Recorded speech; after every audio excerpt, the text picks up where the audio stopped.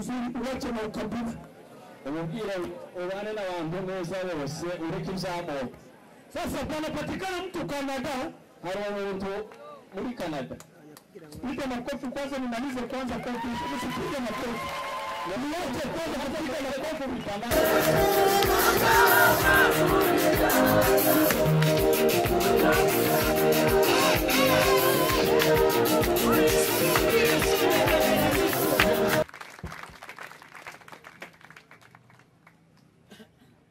Huduma zote ambazo zimekwisha kufanyika hapa.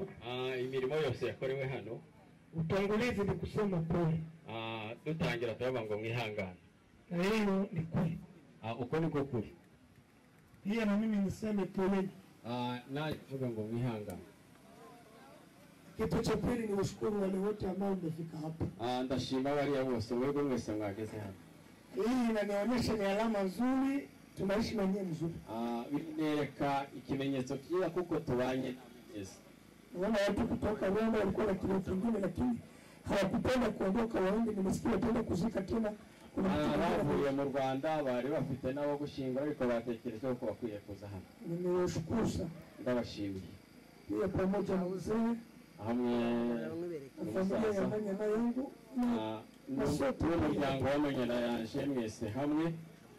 Nasema sana. Ndabashimiye. Jambo la tatu. Nilitanguliza hapa nikasema natangiye mvuga hakuna mtu bila mtu. Nta muntu uriho atafite umuntu. Jamani, tuishi na watu wote mzuri. Tubane n'abantu bose neza. Najua tutakuwa na baraka za mingi. Niho uzabona imigisha myinshi. Saa hii inaitika simu naenda pale. Ubu ngubu nitaze telefone nje hariya. Nilikuwa najiuliza. Nariko nibaza. Saa huyu mjukuu yangu mwenye nacho na miezi 2. Uyu munsi kubaranje usizwe afite amezi 2 cyangwa se arengaho iminsi mikeya. Nani mwenye tamugharamia? Ninde uzashobora kumwitaho? Kile cha Mungu yuko. Ariko Imana iriho. Kile kweli chiketeswa. Ariko nariko nibaza icyo kibazo. Na mwenye niliombea hapo mbusiku tulikuwa tuna ibyo nasabye hano nijoro twari gusengera hano ile tulikuwa ndani. Icyo nacyo icyifuzo cyari familia mtu pale. Ramutsa mugenzi wawe. Mwambie uishi na watu vizuri, uache na ukabila. Umubwira ubane n'abantu neza bose ureke ibyamo. Sasa panapatikana mtu Canada, hari umuntu muri Canada. Piga makofi kwanza, nimalize kwanza kofi, usipige makofi. Na niache kwanza kupiga makofi mtanashi. Nimalize kwanza hadi msee. Mimi niko mfulani. Iwe ni mfulani. Lakini mwenye alichukua hiyo gharama ni Mkongomani Mnyamulenge. Ariko umuntu wemeye kwikorera uwo musigo ni Mkongomani w'Umunyamulenge. Amesema hivi, yavuze gute? Atakamata charge ya huyo mtoto mpaka fite kiana. Unasikia mtu akisema kiana ni azareliwa anakutezia gharama kwa umusori. Chama mwenye iko makabila wewe ni wa makabila wewe matayo wewe tumsi miryango nikiingia mu magana iko mu Mnyamulenge ningenda Mnyamulenge Warundi nje ningenda Murundisha aho Wakristo ni Mkristo mu bakristo ndi umukristo ni bapagani ariko bapagani ukuye na nyinyi muokoke namwe ni muze mukizwe.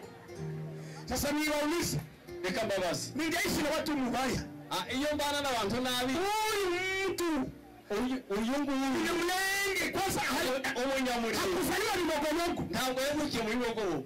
Ananiambia hivi ayambie kuchangu hiyo kazi ya huyo mtoto kwanza kukigosi wewe ulize kigosi zinakuwa kani ngapi nitakumugaramia mpaka fike kichana. Sasa mtu akifika kichana umusori kama ana mkana mimi niko ninachezea hiyo mambo muona yashindira Imana acheza kujakina sema tano hii musazi wewe musazi au kavuga ngo Matayo no musazi wewe ni wasazi. Nilikuwa na konte ya namna gani na kikosi mnatoa tisila hiko none se urumva darifite konti meze gute familia kwa sumwambia wanatoka mmoja kabila toka mmoja kabila ndio pamoja huko.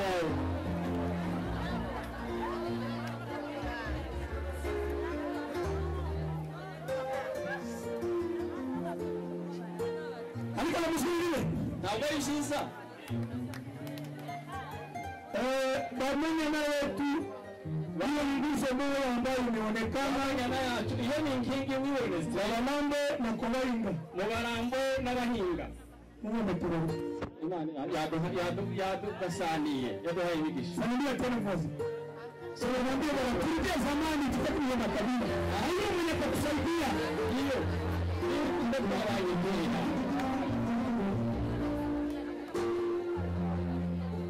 Nimaliza msema hivi ndangiza mvuga gutyo ngo nishukuru kanisa la Penuel ndashimira itewe rya Penuel cyari kupe mkono haguruka ngo uko mwanaume urumva kini mubahinga na sisi tuko wanaume mubahinga na yeye ni mchungaji ni muhinga na mie muhinga tuko wanaume nawe ni umuhinga bose ni bamwe mu miryango yao Mungu alitubariki Imana yabahaye umugisha nashukuru na baraza ambao mnatumika pamoja ndashimira na baraza mukorana angilikuwa bengi iyo abandi bangesema bari kugira ngo Holy Spirit Holy Spirit kama ite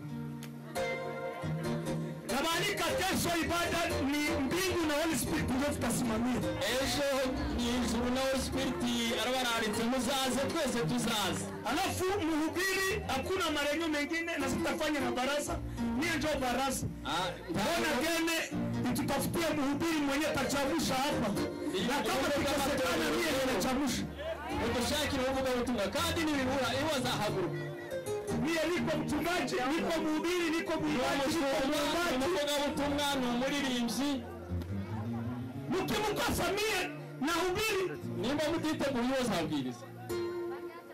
Kwa hiyo msimamizi atakuwa wetu umuyobozi wa gahunda Holy Spirit ndio sasa mhubiri atatoka kwa wazazi wetu bona ndio uvuga ubutumwa zava mu batafatore na kumalizia kurangiza shukuru watu waliotoka Kigali wamoja watarudi kesho kulingana na makazi. Ndashimira abavuye Kigali bashobora kuzagenda ejo. Mwite president akuja ongee mwili matatu hawezi kufika hapa. Siende bila kuongea. President kugira ngo avuge. Na kuheshimu mzee. Ndakubashye. Kama nilipata jina mahali kuko na muno ulinitetea. Nimba nariswe kanaka haraho wavugani. Na anaye kujua ndio anakutetea. Ukuzi ni uzi kuvuga. Kwa mtu anavimbanaka na hana hata kote lakini ukutana ni sawa mtu shaka akivimza atafute ni kote. Mheshimiwa karibu. Karibu baba. Hawezi kutoka hapo bila kusema neno. Ndio baada kesho tutarudia juu ya kazi. Kandi ejo uzagenda ku mpamvu. Ni wengine tugani hapa. N'abandi bari hano. Kumaliza akimaliza watachukua huduma na maombi. Ndio. La kumaliza mashemasi wa kanisa ya Holy Spirit. Na waomba kitu hiki. Kesho tuna ibada nzuri sana ni ya vuta ni kuvuta. Na kama awesikia Holy Spirit kuya ufike muheri. Holy ndio jina. Kuko vuta ni kuvuta. Na kesho ni ibada yetu ni lazima saa 8 viti vitakuwa tena viko hapa. Muaranje viti mvitengeneze mwene muaranje kanisa kesho na instrument music instrument zote kesho. Kwanza tutaongeza na zingine na kesho nenjo nitazikodesha. Muziki kuwa hapa mkutano ya mtoto wangu haiwezi kuwa tuingie mu vitu vizuri. Urakoze cyane. Reka ngweze kuko. Turaborosa. Asante sana. Ndagusobanurira. Amen. Turabashuhuje. Turabasalimu. Kandi turabishimiye. Tena tunawafurahia. Uretse kuturanga. Bado zima kwanza sente. Basabe umwanya muto wo gutuza. Tunaomba mkae kimya kwanza. Gutabara ni bisanzwe. Kuja kuwapa upole ni kawaida. Kandi n'urupfu n'urusanzwe. Tena kifo nayo ni kawaida. Kandi byose byahozeho. Tena vyote vilikuwepo. Aho bija bitandukanira kwenye viko tofauti ni ku myumvire y'abantu. Ni mind za watu. Y'abantu bavyumvise uko biri. Watu wakisikia kadiri viko ntibigira ingaruka zikomeye cyane ku buzima bwabo. Havina marudilio matatizo kwa maisha yao. kuko baba babyumvise uko bigenwa n'ijambo ry'Imana, wamevisikia kadiri na mlengo ya neno la Mungu. kandi iyo abantu babyumvise mu buryo bw'umuco wabo n'imibiri, wakati wanavisikia kulingana na mila yao na mwili, urupfu ruragorana na kifo kinakuwa kizito, kandi rurababaza, tena lauma, ndetse rukageza abantu kuri, na inafikisha watu mbali. Ariko turashima Imana ko mumeze neza, tunashukuru kwa sababu mko vizuri, kandi Imana ibakomerezeho. Mungu aendeleshe na kuwaendelesha hapo. Rero kubwamwene data pasteri, kwa ndugu pastor, twebwe tujya tumufata nka murumuna wacu muto, tunamchukua kama mdogo yetu mdogo sana. Umuhamagaro ni murumuna wacu muto cyane, kwa mwito ni mdogo yetu kabisa, ariko nanone twemera ko yagiye azamuka neza, na tunakubali kama ameenda kiinuliwa vizuri, kandi turamwubaha ko yitwara mu muhamagaro we, tunamheshimu kwa sababu namuna anaenda kwa mwito wake, ndetse n'ivyo uyu munsi navyo turabimwubahira cyane. Tena ya hii siku nayo tunampa heshima kuko yashoboye kugaragaza ibyiringiro bye, alionyesha matumaini yake. Umukristo burya ntagira mahimba, Mkristo wana ujanja. Umukristo agira ishusho imwe, Mkristo ana rangi moja. Ico umukristo yemera aracemera, Mkristo kenye anakubali, acemera kimuriho, anakubali kikuwemo, nguko acemera kiri no ku wundi, anakubali na kikuwa kwa mwenziwe. Rero muvandimwe, ndugu, kuba Imana yagukomeje turabishimye, Mungu kwa sababu amekupa nguvu, tunashukuru, kandi ico nico twifuzaga, na hicho tulikuwa tunakiombea. Tumaze rero kumviza inkuru, tuliposikia habari hii, mu byukuri kumugeraho twumvaga biri buturemerere, kwa kumifikia tulikuwa tunasikia ni uzito mno, ariko tukibonana, lakini tulipoonana twasanze Imana yamukomeje, tulikutana Mungu amemwezesha, asigara igikorwa cyo kumwerekeza gusa nk'inshuti, kabaki huduma ya kumsindikiza kama vile rafiki, kugira ngo adaseruka hano nk'utavuye mu bandi bantu, asifike hapa kama si mtu mwenye natoka kwa watu wengine. Tuhageze nabyo twasanze Imana yabafashije, tulipofika tukakutana Mungu amewasaidia. Ikiri bukurikireho rero, kenye kinafuata sasa no kubabwira gahunda zacu, kuambia mpango wetu. Bwana sifiwe, amen. Twebwe mu rwego rw'abayumbe kwisi twese turakorana, kwa huduma ya waombaji kwa dunia wote, sisi wote tuko nanga kwa nanga, dufite uko duhe dukurikirana kino kiriyo mu rwego rusange, tuko na namuna tuko tunafuatilia kilio kwa namuna yote ya umoja. Ntabwo ari kiriyo ciwe wenyine, si kilio ya Matayo peke, ibikorwa byose ko turabikurikirana, kazi zote tuko tunazifuatilia. Ni ukuvuga ngo iyi weekend abageze hano, hii weekend wenye wamekushafika hapa, benshi barasubirayo, wamoja watarudi kubera imirimo juu ya makazi, ariko nyuma ya weekend abandi bazaza baze gusozanya namwe, na wengine nyuma ya weekend watakuja ili wapate kumaliza kusambaza kilio pamoja. Bivuga ngo ejo, kisema kesho,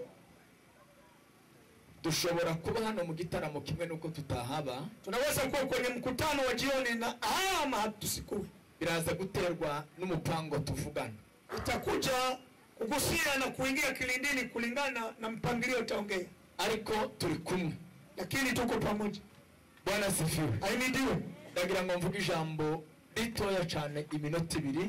Nataka niongee jambo moja kwa dakika 2 tu, nshingiye kuzo natekereje, nikisimamia kwa malengo yale niliyotekeleza. Iyo ndimo ndareba abantu bicaye gutya, nikitazama watu wanavyokaa hivi mu bihe bisa nibi, nyakati kama na hizi, ngunda kwibaza ngo ese uko ibi bintu abantu barabyumva kimwe. Ninajiuliza kwa watu hivi vitu watu wataviwaza kwa usawa sawa. Umutima uzumbwira ngo ese ibi bintu turimo turabireba kimwe. Roho inaniuliza tunatazama pamoja kwa namna, kwa level moja. Icho nkwifuriza, kenye ninatamani kwako. Haleluya, haleluya. Senga Imana iguhe kumenya kureba neza iby'ibihe. Uombe Mungu akupe kutazama nyakati no gusobanukirwa umugambi w'Imana kuri wowe na kujua mpangilio wa Mungu kwa maisha yako. Iyo habaye ibintu bisa bitya, Kuwa vitu kama na hivi byaba bibabaje cyane kubitekereza undi umwe muri aba bantu utitekereje wowe, na inaweza kuwa kuwazia mtu mwingine bila wewe kujiwazia. Hari abagabo babiri bababajwe n'ibisa nk'ibi. Kuna wanaume wawili ambao wamehuzunika. Haleluya. Ko ndirinda twebwe iwacu ya masaha n'igitaramo kiba gitangiye. Sisi kwetu saa hizi ndio mkutano inaanza. Mwebwe murashojeje. Ninyi mnamaliza. Kandi ni byiza. Tena ni vizuri. Si yose ntiyogendera ku mupango umwe. Na dunia yote haiwezi kutembea kwa programu moja. Aba bagabo wanaume babiri wawili bababazwa n'urupfu rw'umugira neza, wakahuzunika na kifo cha mtenda mema. Biblia iravuga ngo bagenda ibirometero 15 bababazwa n'icu, wakatembea kilomita 15 wakiwa wamehuzunishwa na hii. Bava Yerusalemu, wakatoka Jerusalem, bakora stadio 15 kwerekera Emmaus, wakaingia mpaka kuingia kilindini Emmaus. Babazwa n'umuntu wakoze ibintu byiza, wakahuzunika na mtu mtenda mema, kandi ngo yicwa n'abari mu itorero, tena akauawa na wenye kuwa kanisani. Haleluya. Bibuka ngo abantu 500 yagabuririye ku musozi, akakumbuka watu 500 ambao amewapea chakula kwenye mlima. Ngo bibuka n'umugore yakishije wari urwaye amaraso, na wakakumbuka mwanamke aliyekuwa kitoka damu. Bibuka musaza wa Maria na Marta, wakakumbuka dada yake ya Maria na Marta. Barasubira ngo bibuka agakobwa ka Yairo yazuye, na wakakumbuka dada wa Yairo ambaye binti ya Yairo. Asante sana. Haleluya. Biblia iravuga ngo Yesu ngo ajya asanga abantu mu mibabaro. Yesu anawakuta watu katika huzuni. Nimba ubabaye Yesu yo gusanga, hata kama una huzuni Yesu atakukuta. Kandi yasanze abantu mu mibabaro, Yesu akikuta watu kwenye huzuni ajya bavura, anawatunza. Biblia iravuga ngo arabasanga akawakuta, ababaza amakuru, akawauliza habari, muhaye mubazanya, nayo mnajiuliza. Aravuga ngo niki kibababaje, nini inawahuzunisha? Ariko abasanga bababajwe n'ikintu kimwe, akawakutana ni kitu kimoja kinahuzunisha. Bwana sifiwe. Amen. Asanga ngo bababajwe gusa no kutamenya, akakuta wanahuzunishwa na kutokujua. Umuntu uzi ntiyo babazwa n'urupfu, mtu mwenye najua hawezi huzunika na kifo. Umukristo ntazababazwa n'urupfu, Mkristo hawezi huzunika na kifo. Imbaraga z'agakiza n'urupfu, nguvu za kifo, nguvu za wokovu ni kifo. Kandi imbaraga zikiza urupfu n'urupfu, nguvu za kuponya kifo ni kifo. Kuko gupfa kwa Yesu muri twe, kufa kwa Yesu katika kuduha kubaho, na ndio inatupa kuishi. Asanga ngo bababajwe no kutamenya, na akakutana wanahuzunishwa na kutokujua. Bwana asifiwe. Haleluya. Kandi nimara kuvuga muhaguruke tutambira Imana. Nikimaliza kuongea msimame tuchezee Mungu. Ili iwacu natwe tuzadukora mu makanisa, na sisi tunatumika mu makanisa. Mu ikanisa no kuzuzanya, kanisani ni kuchezana, ariko so gusunikana, haiko kusunikana.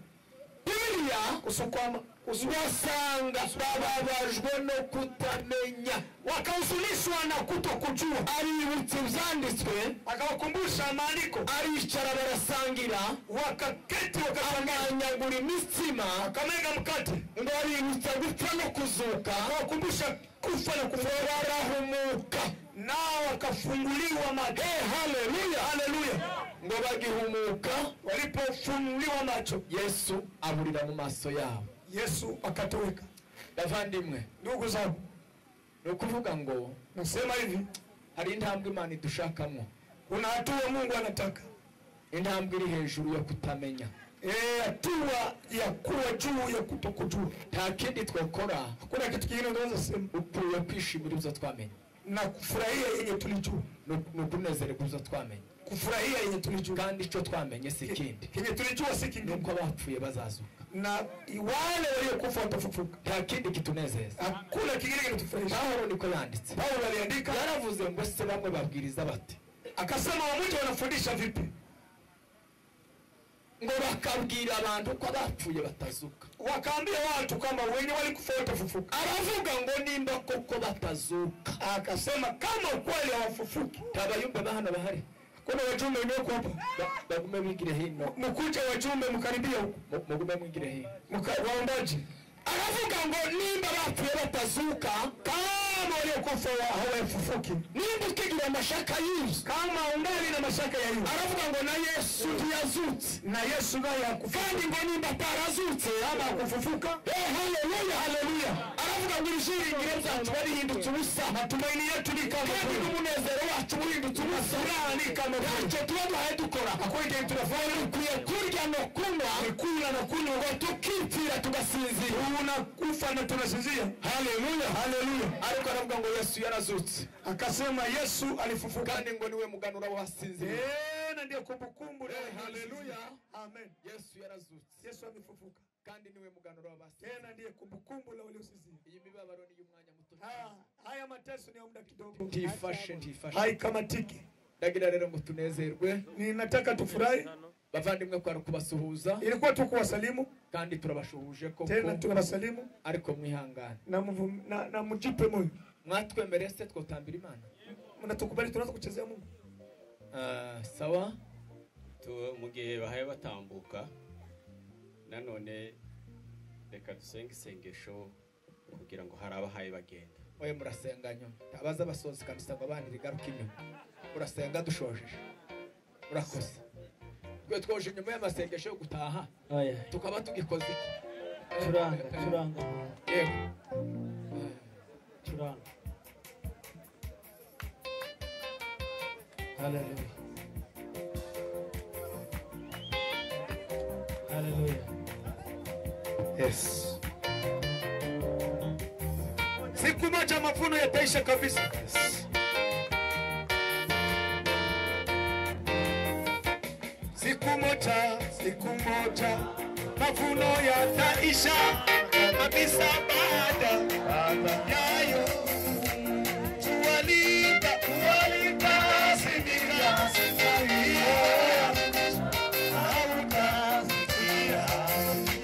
simika siku moja mavuno yataisha kabisa,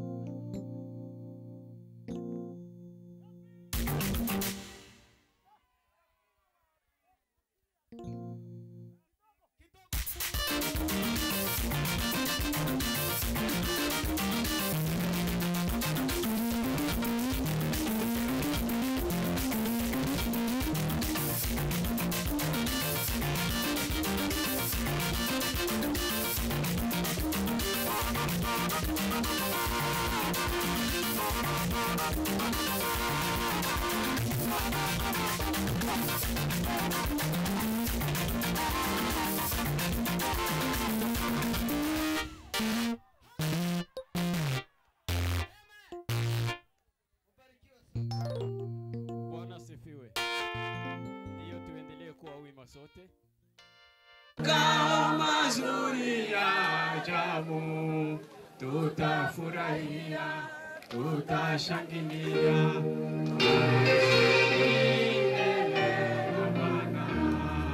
Oh, hallelujah! Hallelujah! Ni wanani watakwenda mbinguni, ni wale waliokolewa. Ni wanani watakwenda mbinguni, manenga. Ni wale pandisha.